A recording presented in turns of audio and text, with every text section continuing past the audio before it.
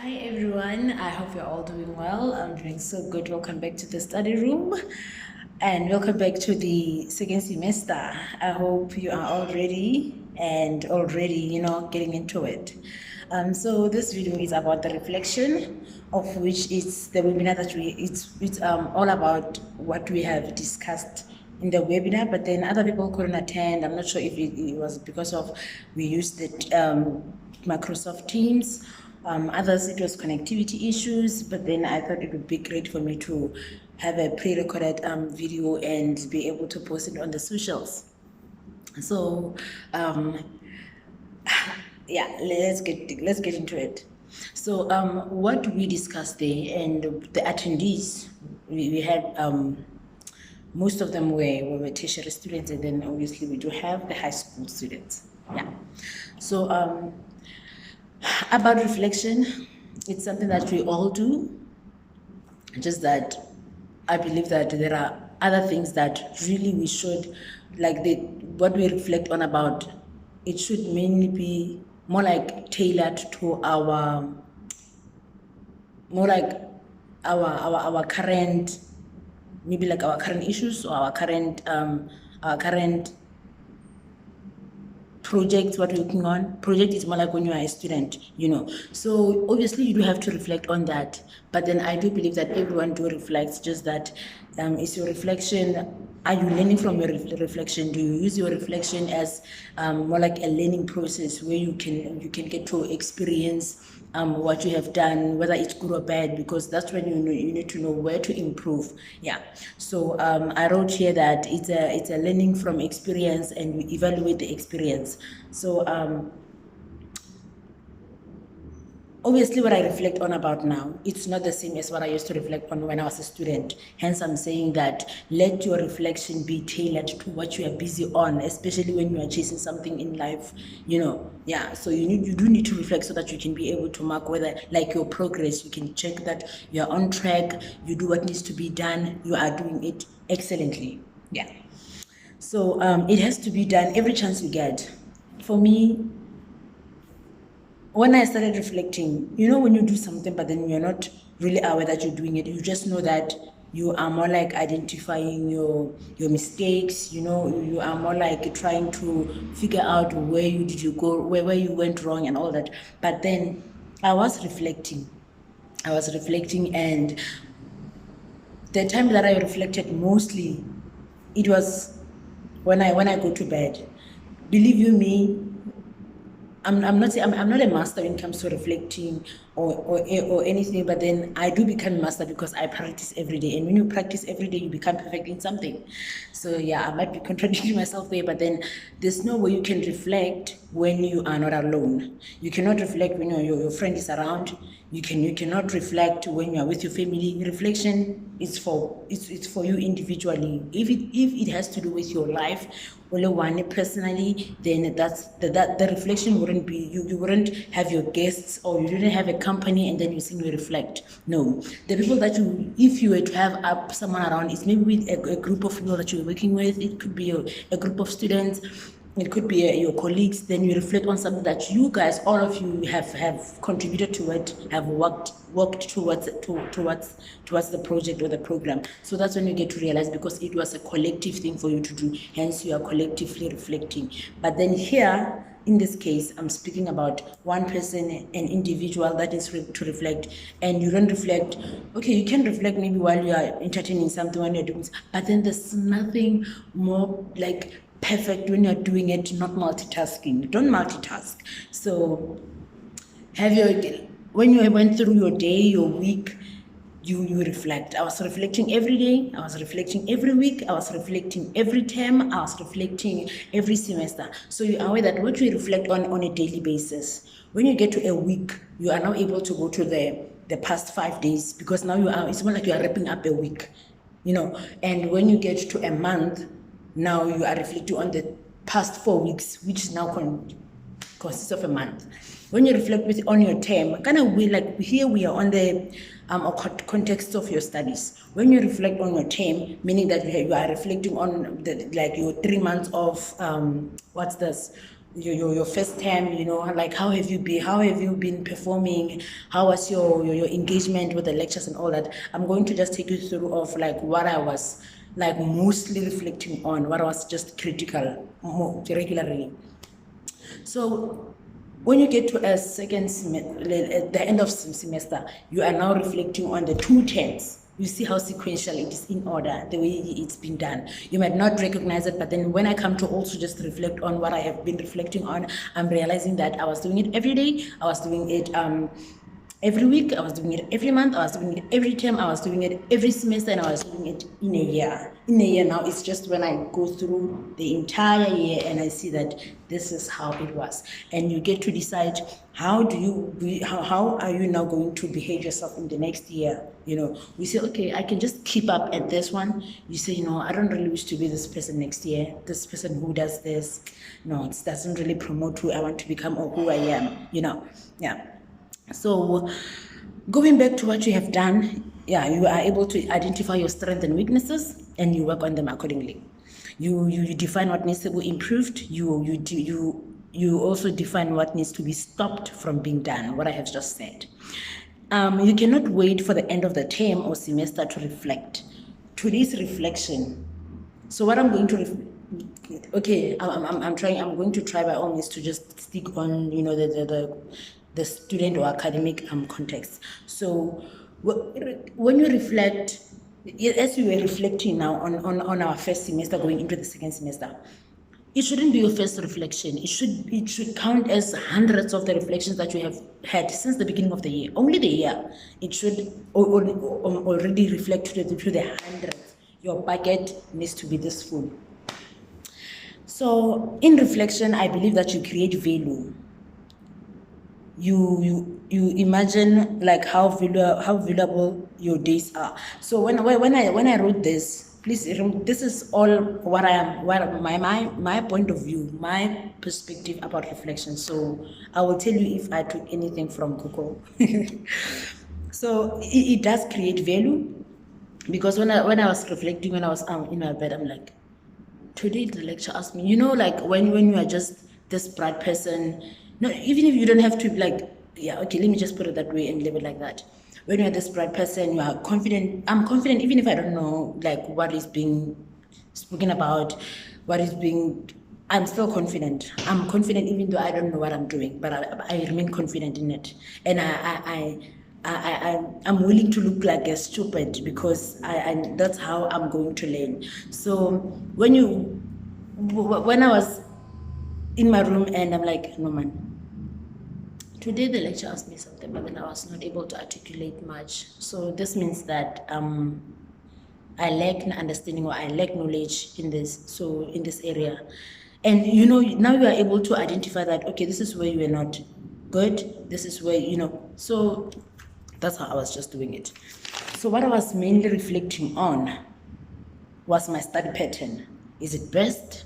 Because I didn't have only one study pattern. I had 6 modules averagely, and not all of these 6 modules I was studying them with the same pattern study method. Yeah, and the energy. Was I satisfied with my results? This is just under my study patterns. So like the way I study, does it get that when I say the results, it doesn't only have to show on my script that this is 98 out of 100. Yes, I was feeling good about even my 100 out of 100. That was just my regular marks, getting 100 out of 100. So, but this needs to reflect like mine. I need to understand, of which it was obvious for me because I was studying with understanding. I really didn't just want to memorize and then the next thing I have no understanding of what I was. There needs to be a logic.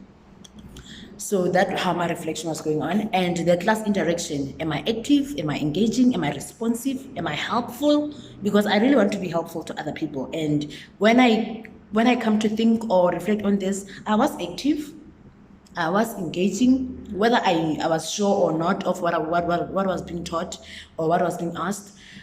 Being responsive. Also, I was responsive. When they say, who can come front and do this? myself. I remember in project management, they said we need to divide ourselves into groups, and one person is going to come out of the group and go and, you know, represent their group and what they think of. It was more like an activity. But then I could see that the thing is that now I never, it's not coming from a bad place, but then if I could see that we are all not sure, I don't like popular thinking. You know what is popular thinking?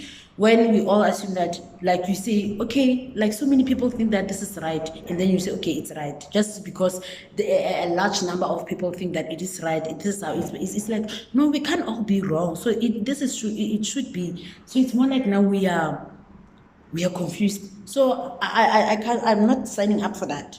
So I rather just stand out with my lack of knowledge and make sure that when I be at the center of the class and I'm like, you guys, that's what I told them. I'm like, I'm not sure about this name, but you tell me what to do here, and the lecture is going to take it from there and all that. That's an experience. There's no way you can forget like such engagement in class. And even when you are asked a question in exam, you're like, no man, I was acting on this. I remember. My performance, I was reflecting on my tests, my exams, my projects, my team members. With team members, I was reflecting a lot, and I was just scrutinizing everyone that I think was not good for. Like, you know, when you are allocated someone, you didn't do it like by your will, and you get to see that your aim is to get 90 above, and the person is like, now if I get 50, now I just want to honestly, you know, escape. Yeah. So when you come to reflect on those type of people, now I even by fire by force, I mean, I'm like, sir, there's no way this person and I can work together, because we don't have a common goal, we don't have a common mission and all that. So how am I going to work with someone who's aiming for 50 while I'm aiming for 90? And my asus cut. So when you reflect, there are common feelings to experience. You either cry, you can cry because you're unhappy, you just feel like, no, this is not supposed to be this is not supposed to be me, and you just cry at your disappointment. It's okay, really okay. You cry because you're happy and proud. I do that. You cry because you are overwhelmed. I do that. I still do it. Motivated. You when you go through the reflection, you are motivated. So it's the kind of feeling that you have, that you are motivated, you want to keep up the great work. Growth and development. When you reflect, obviously you're going to, you realize like where you are developing and just keeping it like that. And growth and development, it comes from being innovative, you know, just thinking out of the box, identifying the gaps.